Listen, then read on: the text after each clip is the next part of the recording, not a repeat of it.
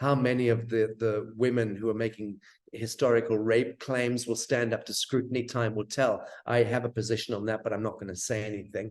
I, as a general rule, have no trust for women who crawl out 10 years, 15, 20 years later. I think that's disgusting. And I think that if you truly had a bugbear with someone, you should have done it before they were famous, before they became noteworthy, and you could then exploit their names. And this idea that, oh well, you know, I'm just outraged to see how famous he's become, and he's a monster, and you know, I have a duty to. I've got idiot bitches from my past who've tried to do the same thing with me, calling themselves Jane Doe, making out that I was, you know, not a rapist. No one would dare say that, but I've had similar things done by disenfranchised morons in my own past, who, if they do peep their fucking heads over a parapet beyond a certain point, I'll haul them into a court in any part of the world and put them behind bars if they took things beyond a certain point. You want to share my dick pics with the world? Good luck. I'll come at you.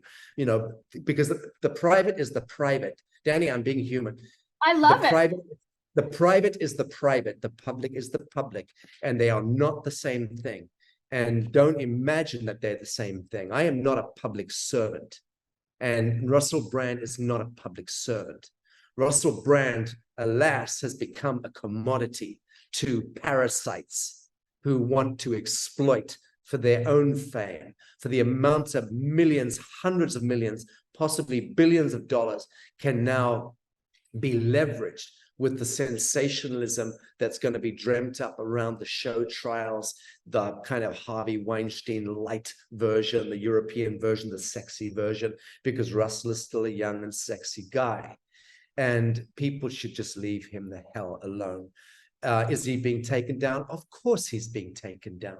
They would do that to anyone in his position that they could. Who are they? They are you and me.